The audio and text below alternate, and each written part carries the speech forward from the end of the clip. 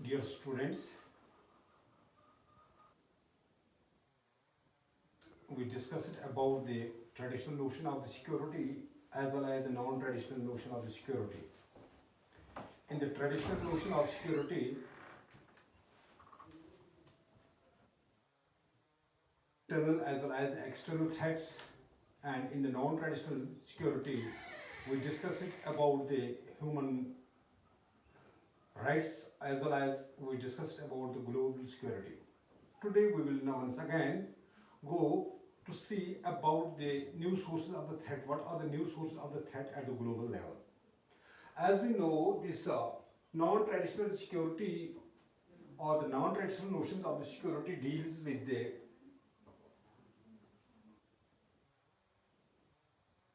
as well as the global security, and it focuses on the changing nature of the globe, and it emphasis on different kinds of threats. The most new sources of the threat include the terrorism, the human rights violation, likewise the global poverty, the migration, as well as the health epidemics.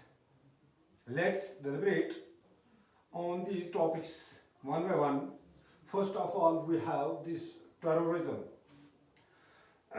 Terrorism has emerged as the tool, as a weapon in the hands of some politically organized groups to target the civilians, to create the threat, to create the fear among the masses, which also the actions of these terrorists are deliberately on the civil targets in order to create more and more fear among the masses to get their wants or to get their objectives fulfilled. It involves one or more states, so it has become the global concern. So this is the non-traditional notion of the threat, and the aim, the objective of this group or the terrorists is to seek the political change within the country or within their ambit. Likewise, they make targets to the crowded places. They make the targets at those places where there is the rush of the people, where the mob of the people is gathered. The classical type of this was hijacking of planes, installing the bombs in the trains, likewise to target the crowded places. The most recently some attacks like the attack of 9/11 attack on USA World Trade Center and 26th November attack in the Mumbai Taj Hotel. These are the recent examples of this terrorism. To curb the terrorism, we need the global cooperation to curb the terrorism at the global level. The another non-traditional notion of security is human rights violation. Dear students, as you know, that human rights violation is of three types. Number one, the political rights, the social and economic rights, and the rights of the colonized people. The political rights involves the right to vote, right to contest elections, right to speech, and freedom of expression. Likewise, the social and economic rights include right to earn, right to work, and right to social security. Number third, the rights of the colonized people as well as the rights of the ethnic as well as the indigenous people or indigenous minorities. There is a broad concern. There is a broad concern about these rights at the global level, but there is not any kind of unanimity. What rights should be included and what are those rights which we will include in the list of human rights violation. The, the attacks of Israel on the Palestinian population, or the invasion of Iraq in the Kuwait, or the genocide in Rwanda, and likewise the killing of the people of East Timor since 1990s are the examples of the human rights violation. The idealists believe that UN Charter, that the UN Charter is empowered to take the actions against the aggressor, to take the actions against the killer, but here are the realists believe that this is the will, this is the opinion, this is the goodwill of the big powers, rather the superpowers, when their interests are being fulfilled, when their aim is to get meet out, they make the actions or they declare what kinds of rights or what things should be included as the abuse in the human rights violation. Likewise, we are having the third non-traditional notion of security is the global poverty. Dear students, as you know, the world population is increasing day by day.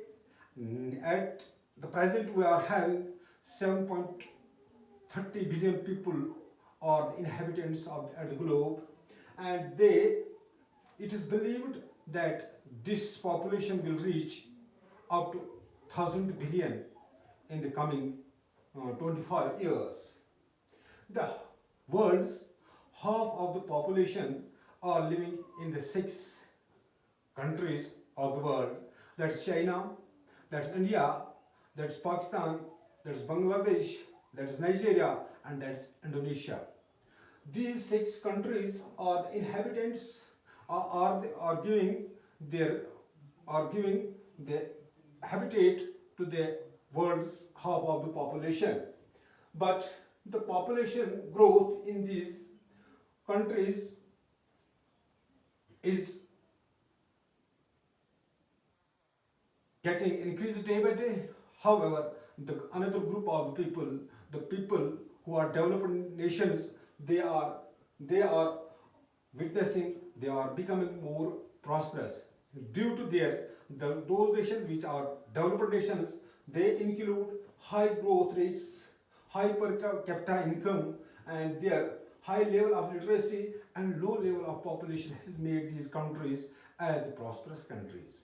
And from one hand, and from another hand, the countries which are inhabitants, which is being inhabited by the world's half of the population, their low growth rate, their low per capita income, their low level of literacy and high level of population has made these countries day by day they are getting poor, which has created a gap between these rich countries as well as these poor countries, which also has taken the divide, what we call the north-south divide. The northern countries are the developed countries and the southern countries are developing, or they are underdeveloped countries.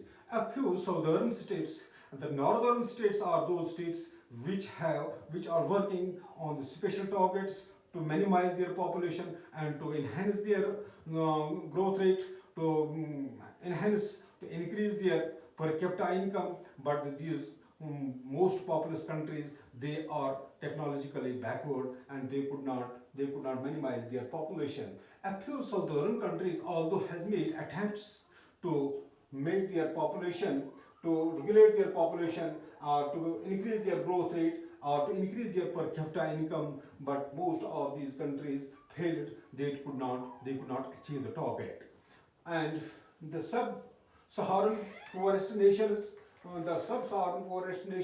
have witnessed the world's highest or the largest arms conflicts since most of the people have lost their lives in the wars.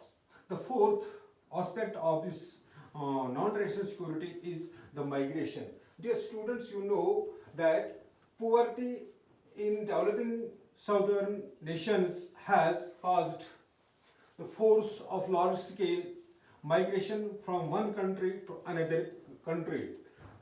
The international law differentiates between the migration as well as the refugee.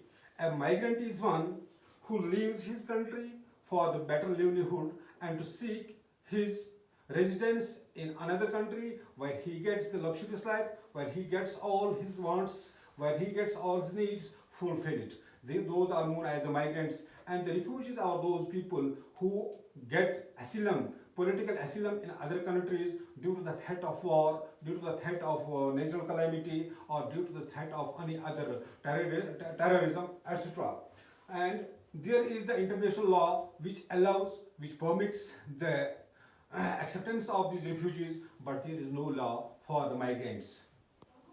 Another group of the people who take the asylum or who leave their own country and live within the boundaries of their own country, they are known as internally displaced people. And where here we can see, cite the example of Kashmiri Pandits who left the one part of Indian territory, that is J&K, and settled in another parts of the country. So, if we will see the migration of at the world level, the world map shows that from the year 1900 to the 1995, the 70 states of the world have witnessed 93 wars in which more than 50 million people have been killed so far, and which enforced their rest of the family members, or which enforced the rest of their relatives, friends to take the to seek their residence in the another countries, which make them forceful, which make by virtue of that they make their refuge. So the another aspect of this non-traditional security is the health epidemics.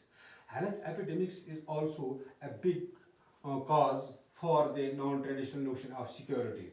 The health epidemics include HIV/AIDS, or it includes the bird flu, or it includes the SARS, or it includes which has spread throughout the world through different means, like that is by the means of migration, by the means of tourism, by the means of tourism, or by the means of business or the military operations. This is the cause by virtue of this, the HIV/AIDS, the HIV/AIDS, or this bird flu, or the SARS spread throughout the world. the 2/3 of the world's